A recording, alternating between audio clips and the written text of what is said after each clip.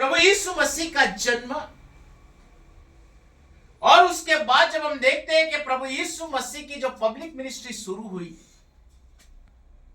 उसमें सिखाना, उदाहरण के द्वारा, इलस्ट्रेशन के द्वारा सिखाना, जब कुछ बातों को बोले और चेलों को समझना है तो अकेले में ले जाकर उनको सिखाना, चंगाई की सेवकाई,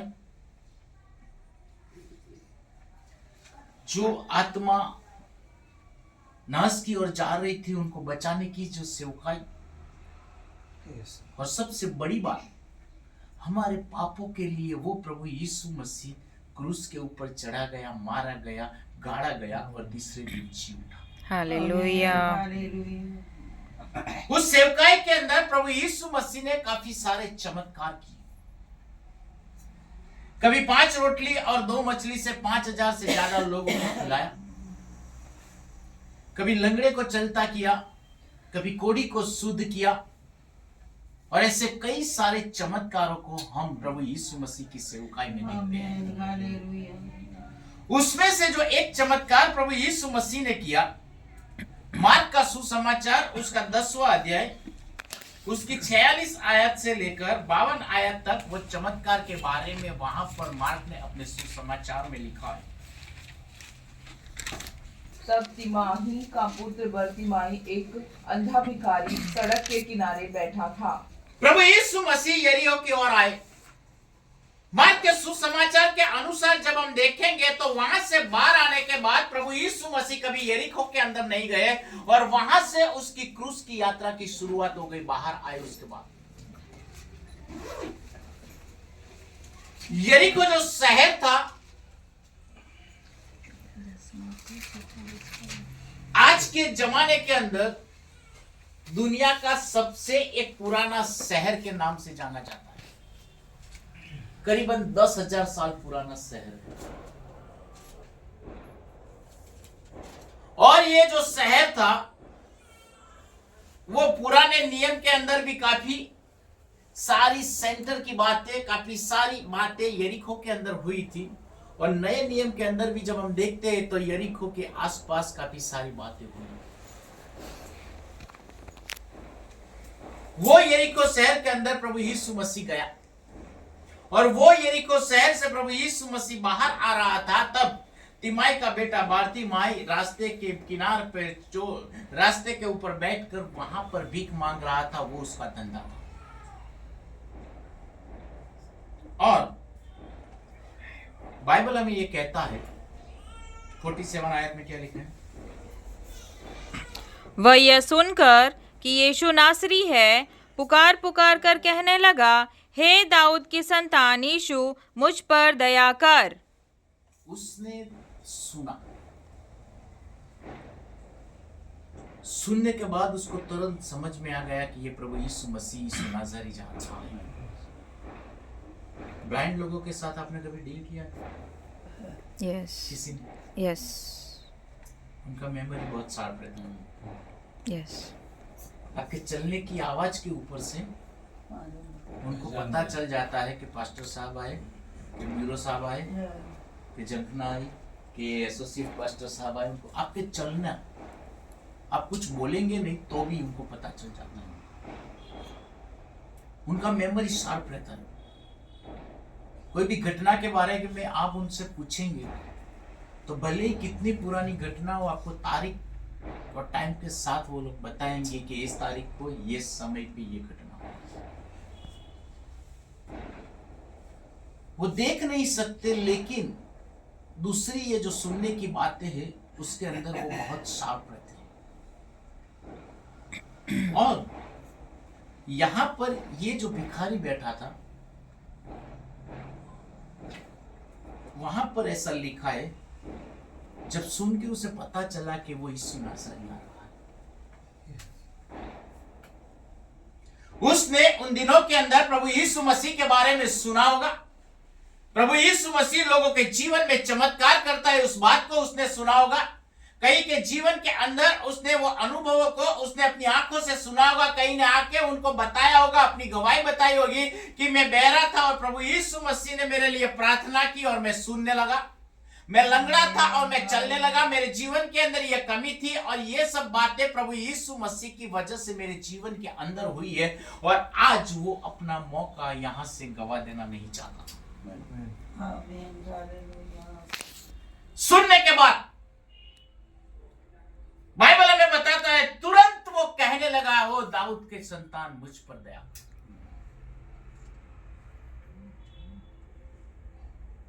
वो देख नहीं सकता था, लेकिन सुनने के बाद उसे तुरंत पता चला और वो जोर जोर से प्रभु यीशु मसीह को पुकारने लगा। और जब उसने पुकारा, बाइबल कहता है कि लोगों ने उसे डांटा। जब परमेश्वर के करीब जाने की आप कोशिश करेंगे, आपके रास्ते के अंदर कई सारे ऐसे लोग आएंगे, कई सारे ऐसे शैतान की बातें आएगी कि आपको परमेश्वर से करीब जाने के लिए वो रोकने के लिए प्रयत्न करेंगे। यस। पूरी जिंदगी वो भीख मांगकर जी रहा था और आज प्रभु यीशु मसीह को पुकार रहा था, उसमें लोग उसे दबाने लगे। प्रभु यीशु मसीह के साथ अगर आपको मुलाकात करनी है, प्रभु यीशु मसीह के साथ अगर आपको संबंध रखना है, तो लोग चाहे कितने भी दबाने की कोशिश करें, ये शैतान चाहे जितना भी दबाने की कोशिश करे, आपको अपनी कोशिशों से कभी वो नासिपास या तो निराश नहीं होना चाहिए, लेकिन कोशिश से और भी ज्यादा करनी चाहिए। आमीन, हालेलुया। कोशिश करने के बिना, हमारे कुछ प्रयत्नों के बिना हम प्रभु यीशु मसीह से कभी मुलाकात नहीं कर सकते। प्रभु यीशु मसीह के बारे में सुना, उसने एक डिसीजन लिया, मैं जाकर उसे देखूंगा। बराबर। लूका का सुसमाचार 19वें अध्याय में वो बातों को वहां पर 1 से 10 आयत में लिखा है। बाइबल कहता है कि वो नाटा था, वो भीड़ की वजह से प्रभु यीशु मसीह को नहीं देख सकता था। तो जाकी ने क्या किया, लोग प्रभु यीशु मसीह के पीछे चलते थे, वो आगे निकल गया और गुल्लर के पेड़ के ऊपर चढ़कर प्रभु यीशु मसीह को देखने की कोशिश की। ये जो गुल्लर का पेड़ है, उसके ऊपर चढ़ना वो आसान बात नहीं होता। हिंदी में क्या कहते हैं, थर्ड। वह यीशु को देखना चाहता था कि वह कौन सा है। नहीं, वो थर्ड को क्या बोलते हैं? थर्ड ने पेड़ बड़ा नीचे था, बहुत बड़ा भाग होता है, उसको हिंदी में क्या कहते हैं? वो गुजराती में थर्ड को गुजराती में थर्ड बराबर। उसका जो वुडन होता है, गुल्लर के पेड़ का, ना शाखा वो नहीं। स्लीपर ही होता है। बराबर। अभी जाकी की तकलीफ देखो, एक तो नाटा है, दूसरा गुल्लर का जो पेड़ होता है वहां पे कीड़े मकोड़े जाता रहते हैं। अभी जाकी की तकलीफ देखो, एक तो नाटा है, वो जो उसका वुड है, जो लकड़ी है वो स्लीपरी है, उसके ऊपर से वो नाटा और उसके ऊपर से कीड़े मकोड़े उस झाड़ के ऊपर ज्यादा रहते हैं। ऐसे समय के अंदर जाकी ने गुल्लर के पेड़ के ऊपर चढ़कर प्रभु यीशु मसीह को देखा।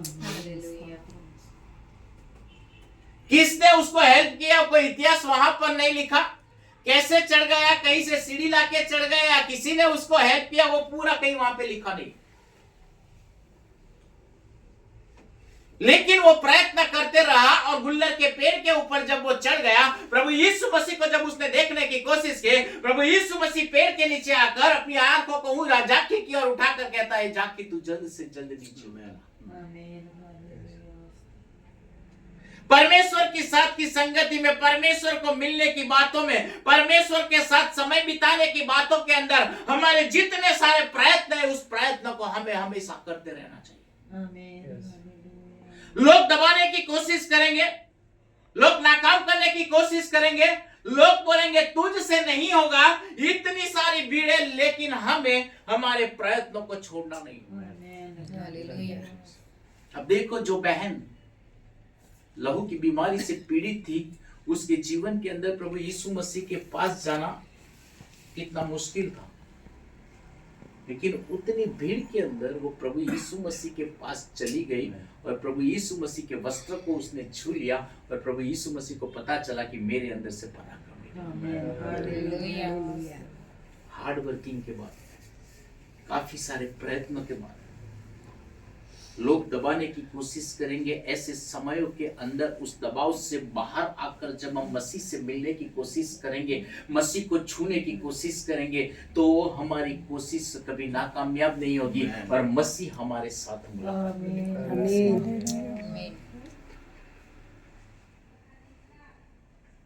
प्रभु यीशु मसीह ने क्या कहा? 49 कौन सा? लूका का? हाँ, लूक 10 और 49। मार्क 10। तब यीशु ने ठहर कर कहा, उसे बुलाओ। और लोगों ने उस अंधे को बुलाकर उससे कहा, ढाढ़स बांध, उठ, वह तुझे बुलाता है। प्रभु यीशु मसीह ने वहां पर रुक गए। प्रभु यीशु लोग दबाने की कोशिश कर रहे थे। जब लोग दबाने की कोशिश कर रहे थे, उसने और ज्यादा जोर से प्रभु यीशु मसीह को पुकारा और प्रभु यीशु मसीह को वहां पर रुका दिया। जो भीड़ उसे दबा रही थी, अभी हम देखते हैं कि वो भीड़ के लोग कहां पर खड़े रह जाते हैं। प्रभु यीशु मसीह जब कहते हैं उससे बुलाओ, तो वही भीड़ उसको रास्ता दे देती है। रोकने वाले लोग आज उसको रास्ता बता रहे हैं, रोकने वाले लोग आज उसके लिए रास्ता को तैयार कर रहे हैं। हालेलुया। मसीह को जी जान से पुकारेंगे तो काफी सारी जो भी भीड़ होगी या जो भी उसके बीच के अंदर हमें अवरोध डालने की कोशिश करेंगे, वही भीड़ हमारे लिए रास्ता बना देगी। यहां पर 3 बातों को और हम देखते हैं। वो जो भिखारी था, वहां पर जो मैंने पहले बताया कि प्रभु यीशु मसीह यरीहो से बाहर निकला और उसके बाद क्रूस की और उसकी यात्रा चालू हो जाती है। फिर से कभी प्रभु यीशु मसीह यरीहो के अंदर नहीं गया। वो भिखारी ने अपने जीवन के अंदर सबसे बहुमूल्य समय को पहचान लिया। मेरे भाइयों और बहनों, हमारे जीवन के बहुमूल्य समय को हमें अच्छी तरह जानना है। ये लोग ऐसा कहते हैं, जिसने पैसे को गवा दिया उसने कुछ नहीं गवाया, जिसने स्वास्थ्य को गवा दिया उसने थोड़ा कुछ गवाया है, लेकिन जिसने समय को गवा दिया उसने सब कुछ गवाया।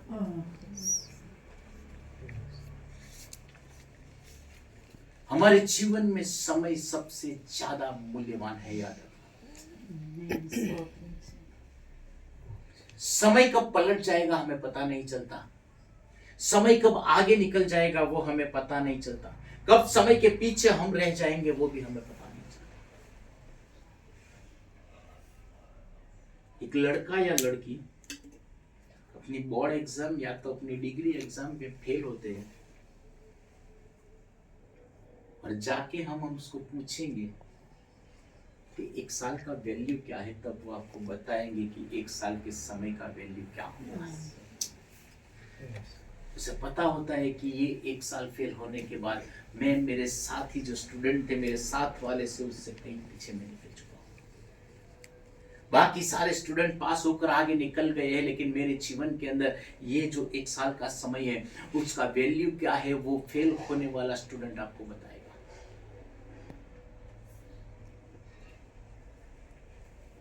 एक बहन अगर 8 मंथ की प्रेगनेंसी लेकर चलती है और 9 मंथ के अंदर जब वो एंट्री करती है और कोई भी डिलीवरी कॉम्प्लिकेशन की वजह से वो जीवित बच्चे को जन्म नहीं देती, या तो मिसकैरेज होता है, कुछ भी होता है, ऐसी बहन को जाके आप पूछेंगे तो आपको बताएगी कि 1 महीने का वैल्यू क्या होता है। उसके जीवन के अंदर जो सबसे बड़ी आशीष आने वाली थी, 1 ही महीना की देर थी और 1 ही महीना की देर के अंदर उसने कैसे अपने बच्चे को गवा दिया। वो दुख अपने जीवन भर, चाहे उसके बाद उसको 2-3 बच्चे हो जाए, फिर भी वो दुख अपने जीवन के अंदर से कभी नहीं भूल सकते।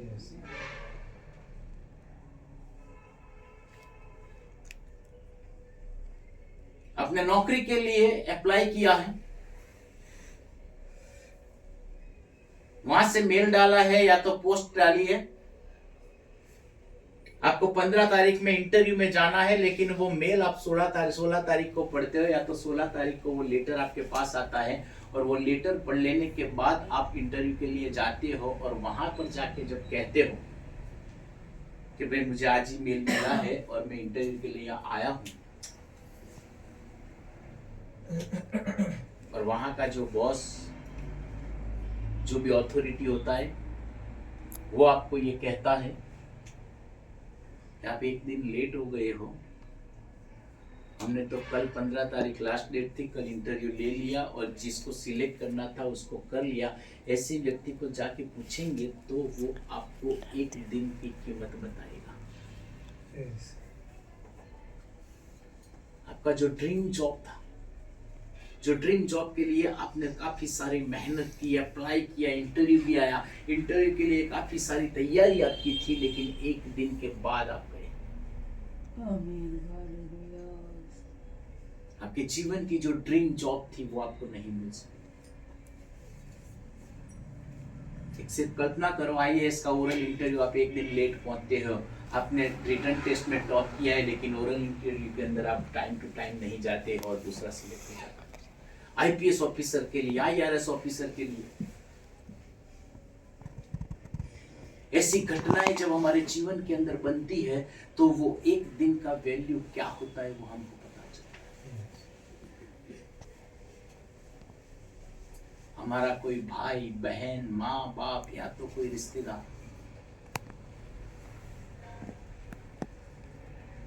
अस्पताल में दाखिल है, डॉक्टर ने बता दिया कि लास्ट 2-3 घंटे जिसको मिलना है वो लोग मिल सकते हैं। समझ लो मेरा पिताजी और डॉक्टर ने बता दिया कि लास्ट 1 घंटा है, 2 घंटा है, जिसको मिलना है मिल सकते हो। लेकिन ऐसे समय के अंदर मैं काफी सारे प्रयत्न करने के बाद जब हॉस्पिटल 1 घंटा लेट पहुंचता हूं और मेरे पिताजी का डेथ हो जाता है, तब जो कोई आके मुझे पूछेगा कि 1 घंटे का वैल्यू क्या है तो मैं उसे बताऊंगा।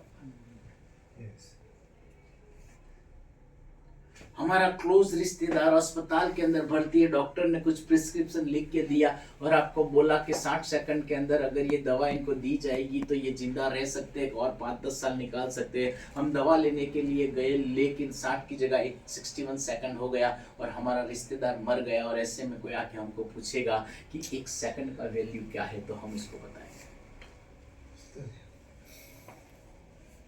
ये अंधा भिखारी था,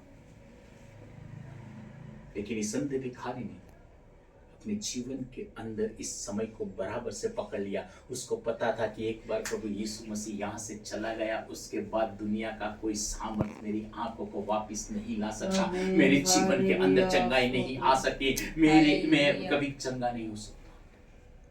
उसके पहले कि प्रभु यीशु मसीह वहां से निकल जाए, लोग उसको डांटते थे, लेकिन वो जोर से बोलने लगा और प्रभु यीशु मसीह को यात्रा को रुका। मसीह को इस तरह पुकारो कि वो अपनी यात्रा को रुका ले और आपके साथ एक मुलाकात करने के लिए। प्रभु यीशु मसीह मृत्यु में से जब जी उठा, तब मरियम कब्र के पास गई। वहां पर जाकर देखती है तो कब्र खाली है। जो सिक्योरिटी वाला था उसको पूछ रही है। उठने में प्रभु यीशु मसीह ऊपर से नीचे उतरता है। एक्चुअली जो मुख्य याजक था, प्रमुख याजक था, उसका काम क्या था? पुराने नियम में प्रमुख याजक साल में एक बार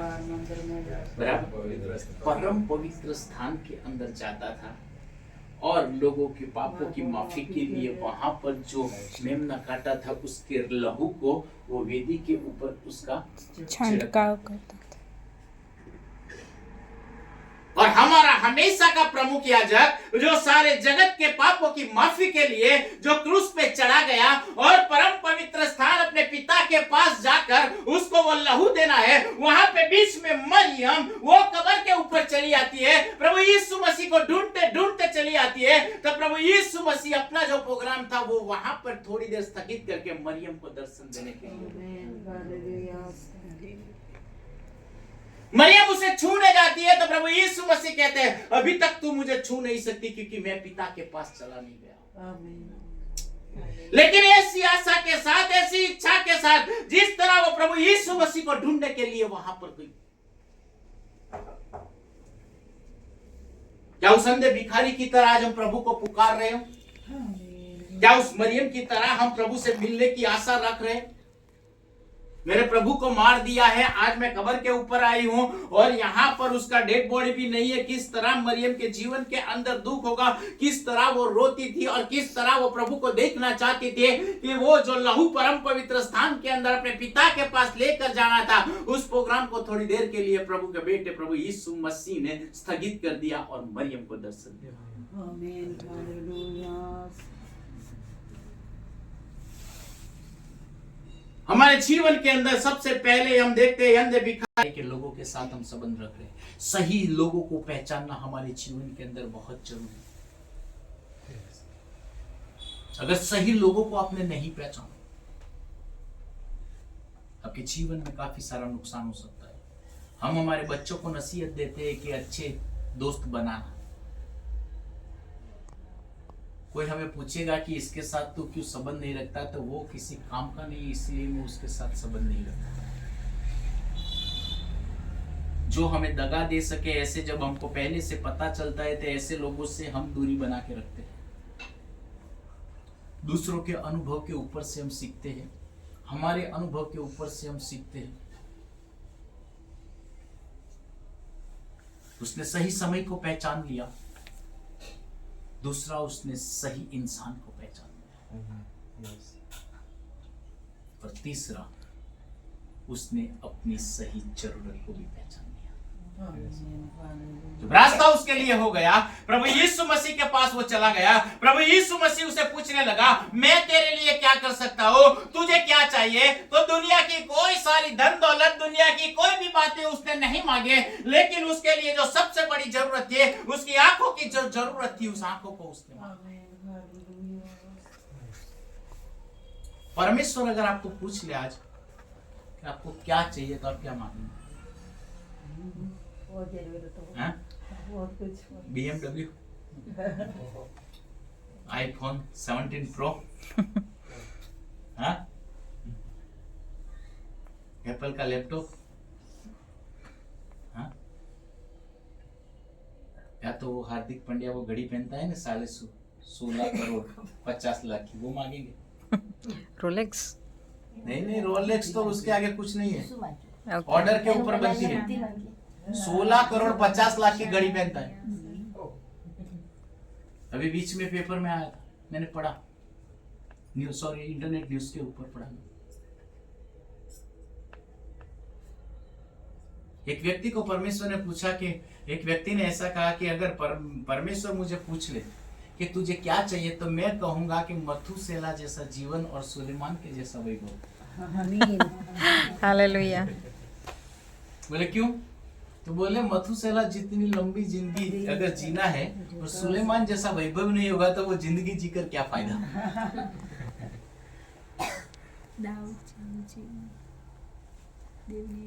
परमेश्वर आपसे पूछ ले, सुलेमान को पूछ लिया तुझे क्या चाहिए, तो क्या? तेरी इस प्रजा का मैं न्याय कर सकूं, इसलिए बुद्धि ज्ञान। जब उसने बुद्धि और ज्ञान मांगा, बाइबल हमें ये बताता है कि जो चांदी उसके साम्राज्य के अंदर पत्थर के मोल के ऊपर, जो भी 2,20,000 एक किलो है, सुलेमान के समय के अंदर बहुत सस्ती थी, पत्थर के मोल के ऊपर बिक रही थी। परमेश्वर से आज हम क्या मांग रहे हैं? सुबह जैसे मैंने बताया, दाऊद ने क्या बोला? યહોવાની પાસે મેં એક વરદાન માંગ્યું છે કે યહોવાનું મંદિર મારી જિંદગીના સર્વ દિવસો પર્યંત મારું નિવાસ રહે। परमेश्वर के पास से हम वरदान मांग रहे हैं, भेंटों को मांग रहे हैं, हमारे जीवन की जरूरतों को मांग रहे हैं। एक अंधा व्यक्ति था, उसको प्रभु यीशु मसीह को कहता, तो जो भी वो प्रभु यीशु मसीह को कहता, प्रभु यीशु मसीह उसके जीवन के लिए करता, लेकिन उसने अपनी जो सही जरूरत थी उस जरूरत को मांगा। जब परमेश्वर की उपस्थिति में जब आप आते हो तो आपकी कौन सी सही जरूरत है, उस जरूरतों को मांगो।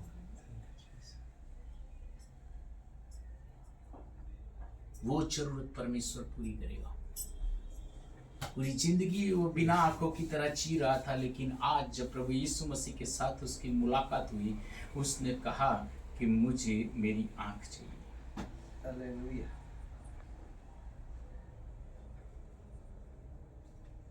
और वो प्रभु यीशु मसीह के पास जब गया, 50वीं आयत में क्या लिखा है?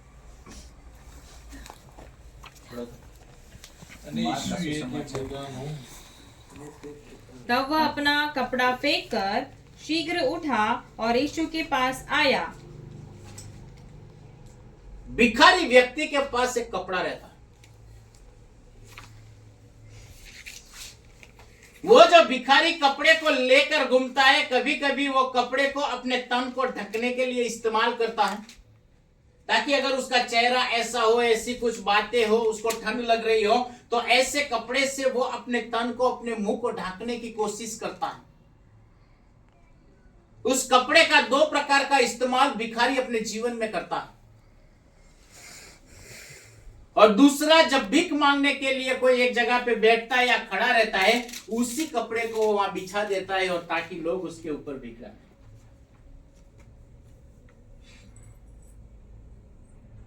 बाइबल हमें यह बताता है कि जो कपड़ा उसके पास था, उस कपड़ा को छोड़कर, डालकर,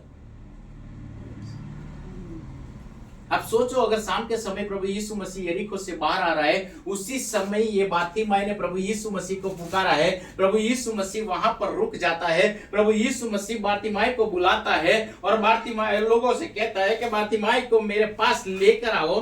तो उसकी पूरे दिन की भीख, पूरे दिन का पैसा उस कपड़े के ऊपर था।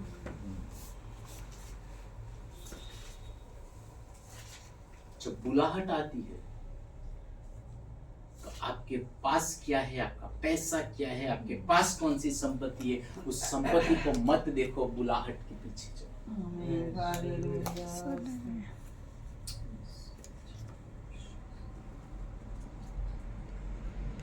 जिस दिन आपको बुलाहट आती है, उसी दिन निकल पड़ो। पतरस को प्रभु यीशु मसीह ने बोला, मेरे पीछे तू चल और मैं तुझे मनुष्यों का मछुआरा बनाऊंगा। पतरस ने ऐसा नहीं बोला कि नहीं प्रभु, अभी 2 दिन मछली पकड़ लेने दे, अभी सीजन चल रहा है, पापलेट का भाव इतना हो गया है, सुरमई का भाव इतना हो गया है, थोड़ी यार पकड़ लेने दे, ये सीजन है, पापलेट और सुरमई ज्यादा आएगी। नहीं,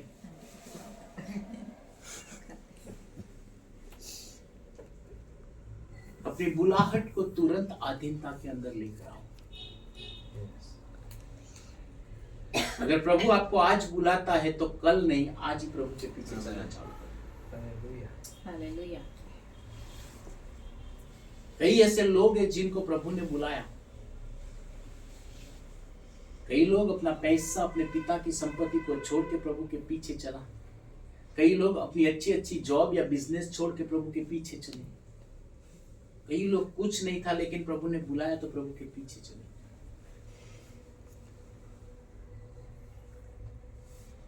आज अगर वो बुला रहा है तो आज उसके पीछे जाओ।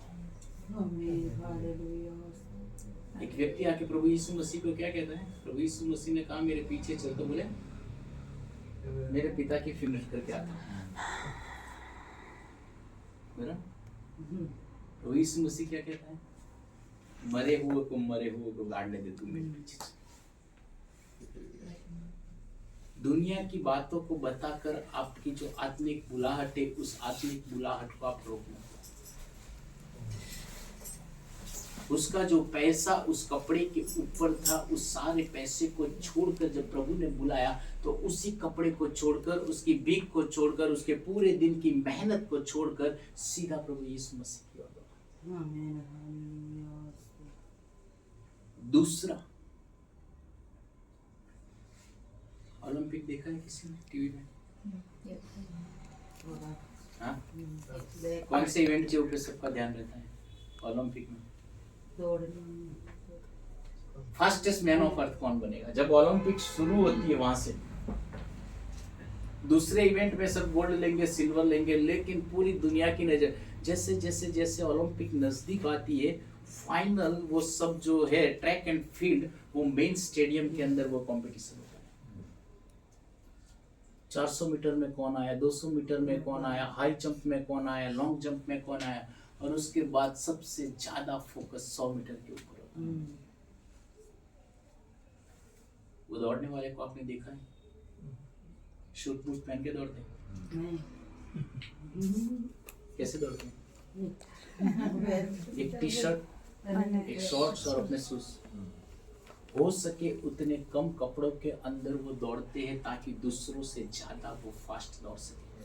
जब इसको प्रभु यीशु मसीह ने बुलाया तो उसके बाहर का जो हर्डल्स था, बाहर का जो अवरोध था, उस कपड़े को उसने डाल दिया।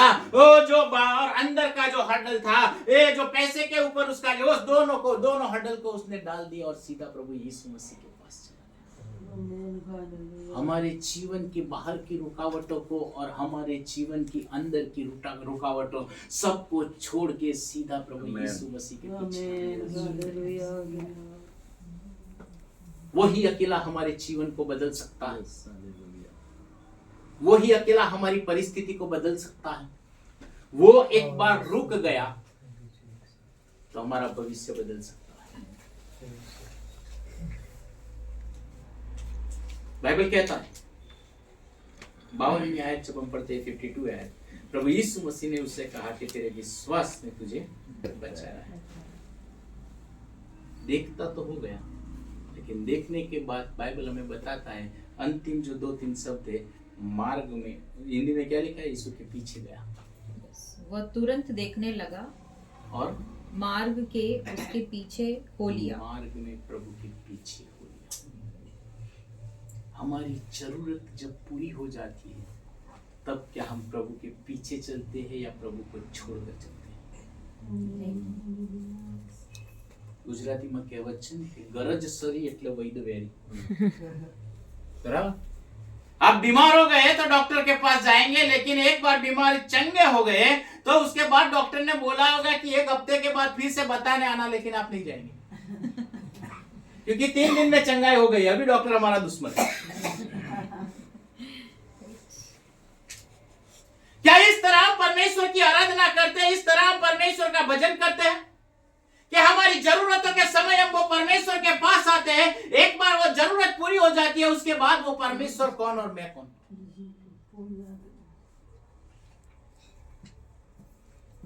किस तरह हम परमेश्वर के पीछे चलते हैं?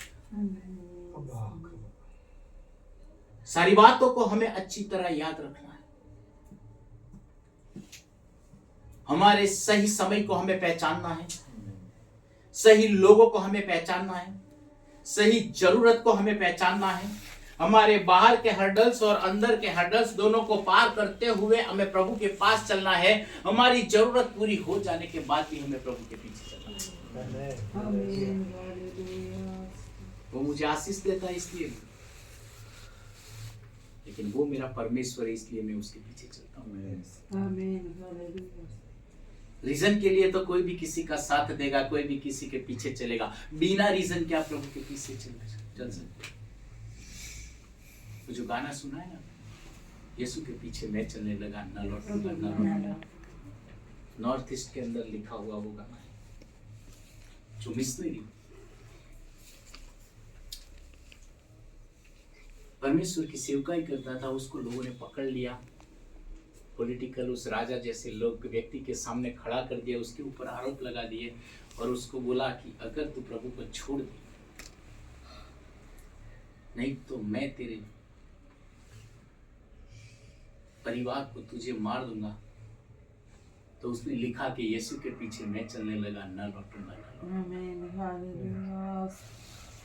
उसको बोला कि तेरे बच्चे और तेरी बीवी को तेरे आंखों के सामने मार डालूंगा अगर तू ये नहीं छोड़ा। तो उसने लिखा अगर कोई मेरे साथ न आए न लौटूंगा।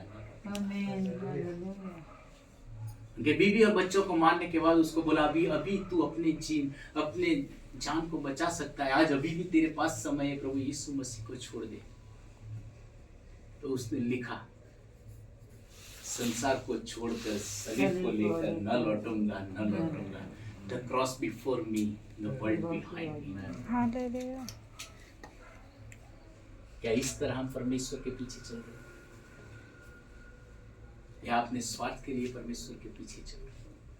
हमने आवाज तो लगाई, परमेश्वर रुक तो गया है, लेकिन हमारी आशीषों को प्राप्त करने के बाद क्या हम परमेश्वर के पीछे चल रहे हैं? सवाल वो है।